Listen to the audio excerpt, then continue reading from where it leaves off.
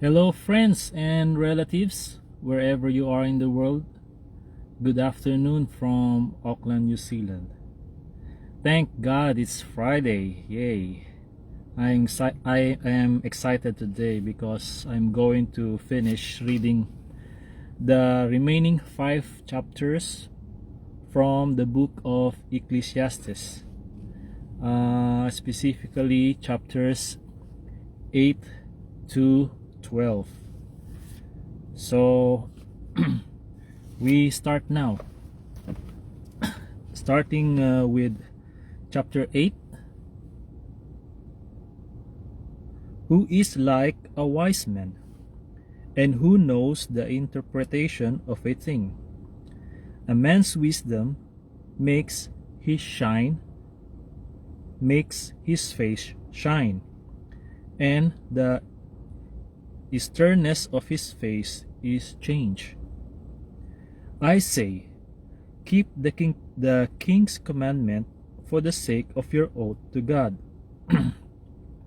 Do not be hasty to go from his presence.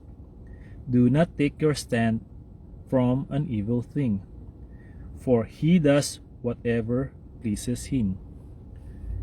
Where the word of a king is, there is power. And who may say to him, "What are you doing?" He who keeps his command will experience nothing harmful, and a wise man's heart discerns both time and judgment. Because for every matter there is a time and judgment, though the misery of man increases greatly. For he does not know what will happen, so who can tell him when it will occur?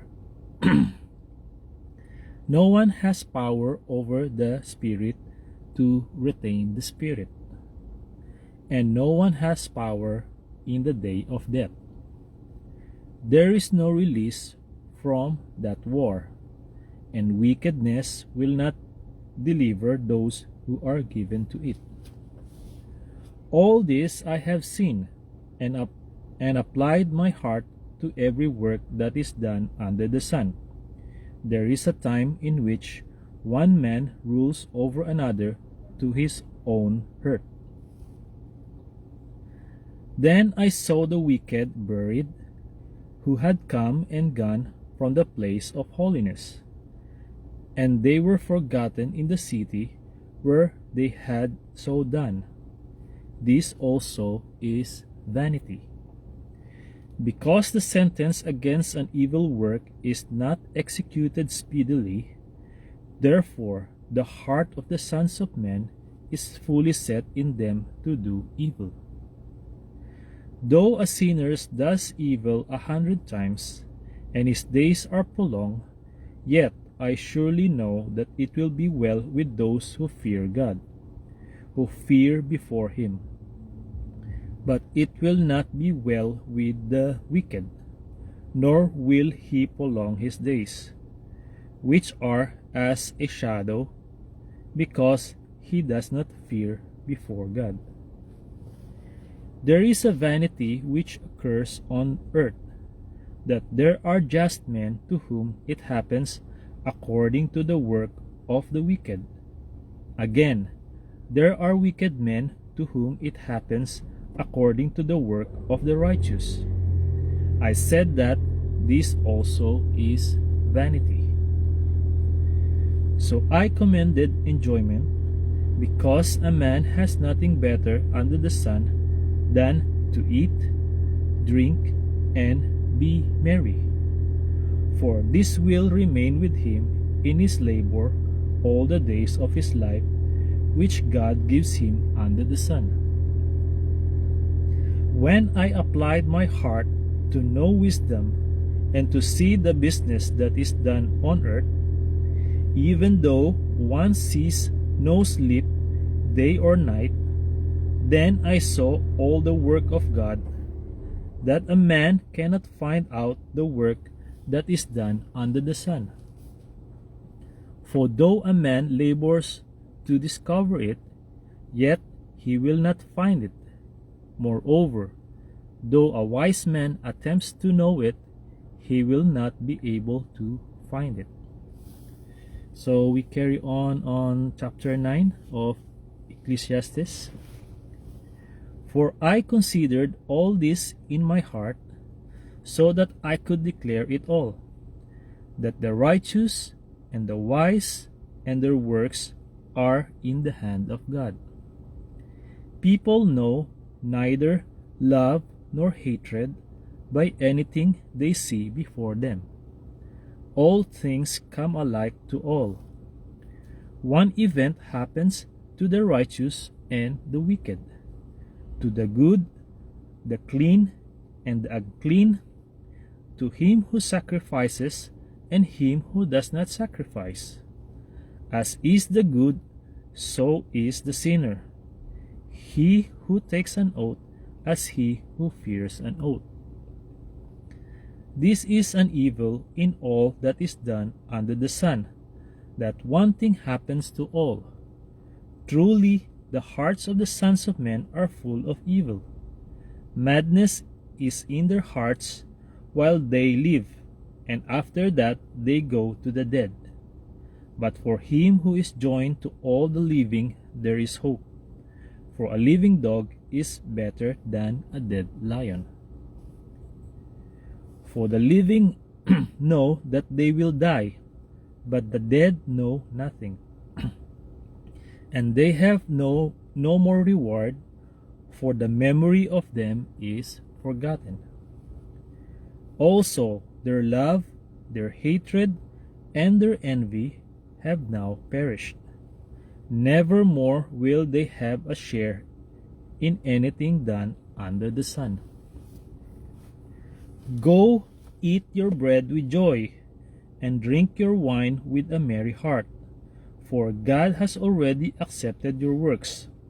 Let your garments always be white, and let your head lack no oil. Live joyfully with the wife whom you love all the days of your vain life, which he has given you under the sun, all your days of vanity, for that is your portion in life, and in the labor which you perform under the sun. Whatever your hand finds to do, do it with your might, for there is no work, or device, or knowledge, or wisdom in the grave where you are going. I returned and saw under the sun that the race is not to the swift, nor the battle to the strong, nor bread to the wise, nor riches to men of understanding, nor favor to men of skill, but time and chance happen to them all. For man also does not know his time. Like fish taken in a cruel net, like birds caught in a snare, so the sons of men are snared in an evil time, when it falls suddenly upon them. This wisdom I have also seen under the sun, and it seemed great to me. There was a little city with few men in it, and a great king came against it, besieged it, and built great snares around it. Now there was found in it a poor wise man, and he by his wisdom delivered the city. Yet no one remembered that same poor man. Then I said, wisdom is better than strength. Nevertheless, the poor man's wisdom is despised, and his words are not heard. Words of the wise, spoken quietly, should be heard, rather than the shout of a ruler of fools. Wisdom is better than weapons of war, but one sinner destroys much good. So we continue on chapter 10. Dead flies putrefy the perfumer's ointment, and cause it to give off a foul odor. So does a little folly to one respected for wisdom and honor. A wise man's heart is at his right hand, but a fool's heart at his left. Even when a fool walks along the way, he lacks wisdom, and he shows everyone that he is a fool. If the spirit of the ruler rises against you, do not leave your post, for conciliation pacifies great offenses. There is an evil I have seen under the sun, as an error proceeding from the ruler.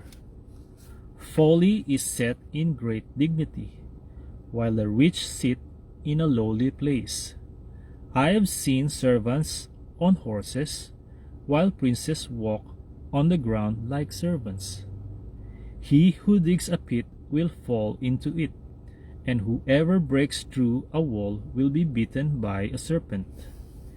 He who quarries stones may be hurt by them, and he who splits wood may be endangered by it. If the axe is dull, and one does not sharpen the edge, then he must use more strength, but wisdom brings success. A serpent may bite when it is not charmed. The babbler is no different. The words of a wise man's mouth are gracious, but the lips of a fool shall swallow him up. The words of his mouth begin with foolishness, and the end of his talk is raving madness. A fool also multiplies words. No man knows what is to be.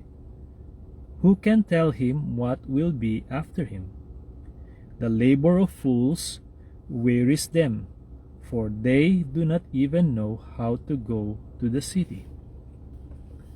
Woe to you, O land, when your king is a child, and your princess feast in the morning. Blessed are you, O land, when your king is the son of nobles, and your princess feast at the proper time, for strength and not for drunkenness.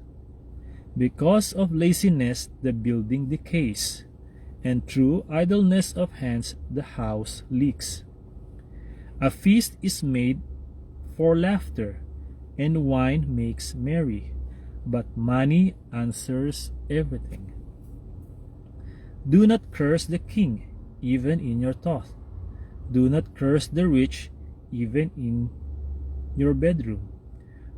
For a bird of the air may carry your voice, and a bird in flight may tell the matter. So we go now to chapter 11. Cast your bread upon the waters, for you will find it after many days, giving a serving to 7 and also to 8, for you do not know what evil will be on the earth. If the clouds are full of rain, they empty themselves upon the earth. And if a tree falls to the south or the north, in the place where the tree falls, there it shall lie. He who observes the wind will not sow, and he who regards the clouds will not reap.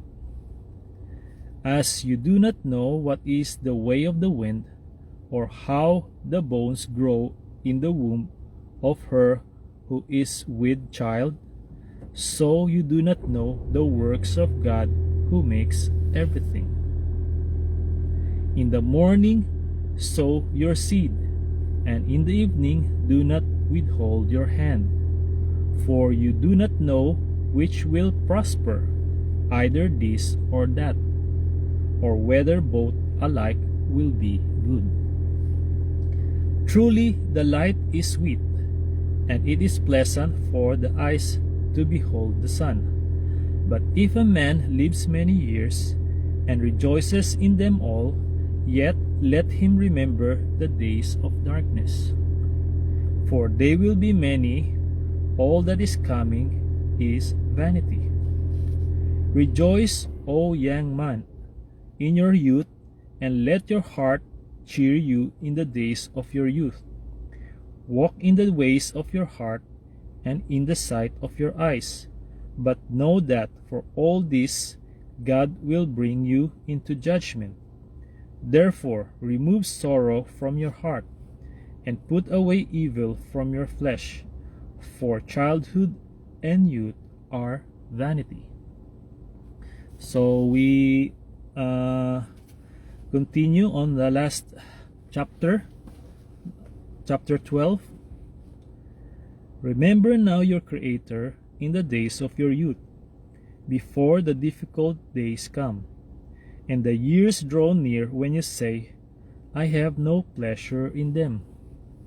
While the sun and the light, the moon and the stars are not darkened, and the clouds do not return after the rain, in the day when the keepers of the house tremble, and the strong men bow down, when the grinders cease because they are few, and those that look through the windows grow dim, when the doors are shut in the streets, and the sound of grinding is low, when one rises up at the sound of a bird, and all the daughters of music are brought low, also they are afraid of height, and of terrors in the way.